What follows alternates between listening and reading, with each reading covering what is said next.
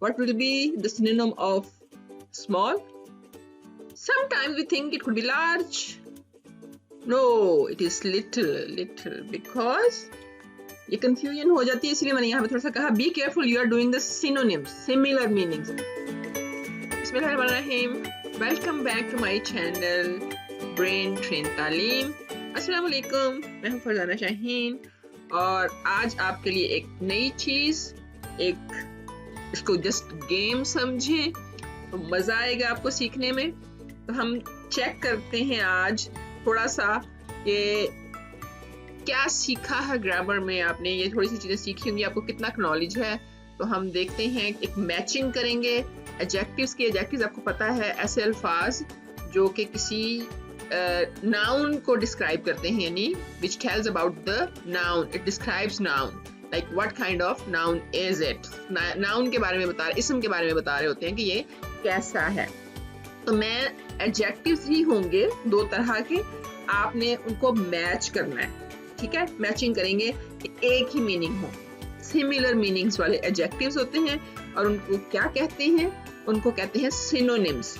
अक्सर ये भी कंफ्यूजन हो जाती है कि पता नहीं चलता कि सिनोनिम्स क्या होते हैं. सिनोनिम मीन्स सिमिलर मीनिंग्स वाले वर्ड्स, ऐसे अल्फाज जिनका एक ही मतलब होता है और आपने मतलब ढूंढना होता है, क्योंकि इससे आपकी एक इंग्लिश का, आपके नॉलेज का भी पता चलता है कि आपको कितना ज्यादा आता है. आप उसी लफ्ज की जगह एक और लफ्ज भी इस्तेमाल कर सकते हैं.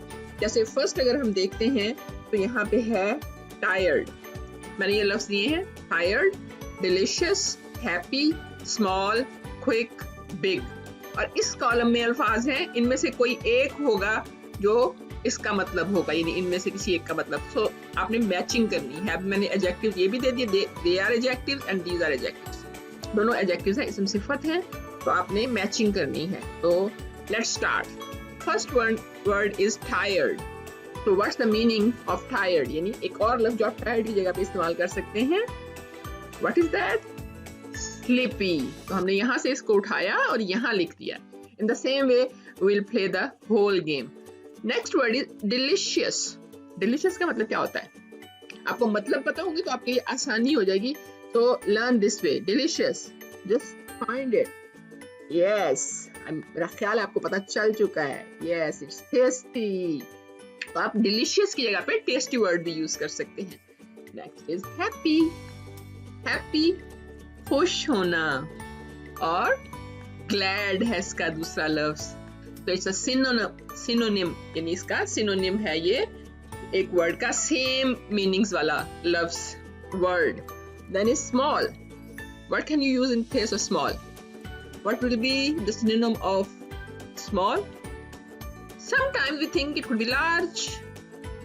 No, it is little because ये confusion हो जाती है, इसलिए मैंने यहाँ पे थोड़ा सा कहा be careful you are doing the synonyms, similar meanings. हम जल्दी से कई दफा opposite लिख देते हैं, तो be careful about that. Don't write opposite, you are doing the synonyms, same meanings. So next one is quick. Quick is fast, तेज, जल्दी से. Next big.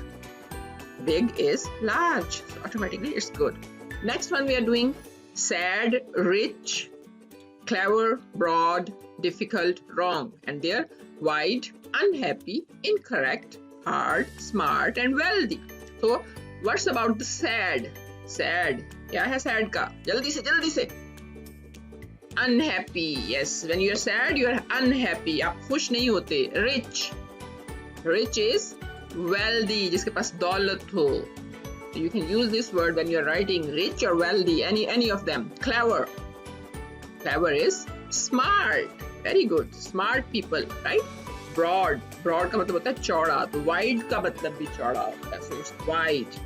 Difficult is hard, very hard. Anything which you find to do, you feel it that you cannot do, or it's a lot of strength is needed, then it's hard for you. आराम से जो आप ना कर सकें, मुश्किल पेश आए, hard. Wrong, incorrect. आप इसके अलावा ऐसे भी कर सकते हैं कि जो आपको पहले आता है आप पहले वो लिख लें, तो दूसरों पे लाइन लगाते जाएं, तब भी आप इसको आसानी से कर सकते हैं कि पहले वो वाला कर लें जो आता है, तो बाकी बचेगा, तो फिर उसका आंसर होगा. Next, right,